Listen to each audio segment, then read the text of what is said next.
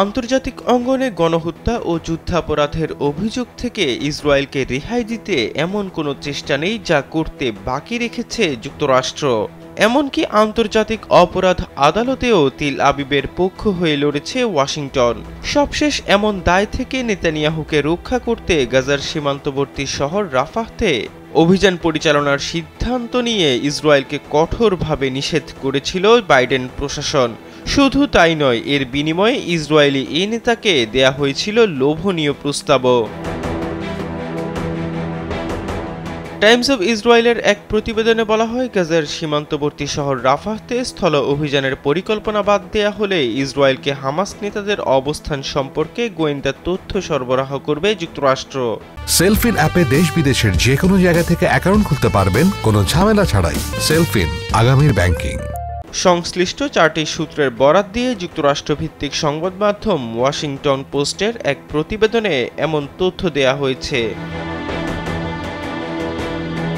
প্রতিবেদনে বলা হয়েছে, ইসরায়েল যদি রাফাহতে সামরিক অভিযান স্থগিত করে তাহলে তাদের গোয়েন্দা তথ্য দিয়ে সহায়তার প্রস্তাব দিয়েছে যুক্তরাষ্ট্র। প্রস্তাবে রাজি হলে ইসরায়েলকে হামাস নেতাদের গোপন আস্তানা ও গাজায় তাদের গোপন সুড়ঙ্গ নিয়ে তথ্য দিয়ে সহায়তা করবে ওয়াশিংটন।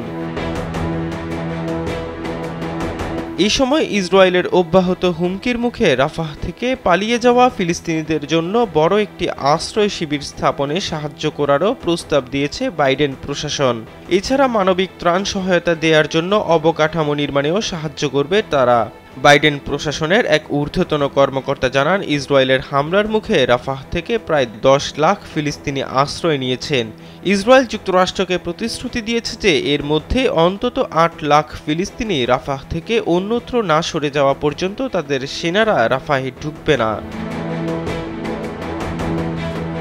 গত বৃহস্পতিবার হোয়াইট হাউসের জাতীয় নিরাপত্তা পরিষদের মুখপাত্র জন কিরবির ব্রিফিংয়েও ইসরায়েলকে যুক্তরাষ্ট্রের দেয়া এমন প্রস্তাবের ইঙ্গিত পাওয়া গেছে। যদিও ওই দিন মার্কিন এ কর্মকর্তা জানান যে এরই মধ্যে ইসরায়েলকে এই ধরনের গোয়েন্দা তথ্য সরবরাহ করেছে ওয়াশিংটন। সম্প্রতি বাইডেন প্রশাসনের 2 কর্মকর্তা টাইমস অব ইসরায়েলকে জানান, হামাস নেতা ইয়াহিয়া সিনোয়ার রাফার কোনো গোপন আস্তানায় নেই। তিনি গাজার খান ইউনুস এলাকার ভূগর্ভস্থ সুড়ঙ্গে আছেন। ইসরায়েলের প্রধানমন্ত্রী বেনিয়ামিন নেতানিয়াহু কয়েক মাস ধরে গাজায় বড় ধরনের স্থল অভিযান পরিচালনার ঘোষণা দিয়ে আসছেন। যুদ্ধকালীন মন্ত্রিসভা মনে করে হামাসকে পরাজিত করতে এই অভিযান অপরিহার্য। হামাসের অবশিষ্ট 6টি ব্যাটালিয়নের মধ্যে 4টিই এখন রাফাহতে সক্রিয় বলে মনে করে ইসরায়েল। এহসান আব্দুল্লাহ, কালবেলা ডেস্ক।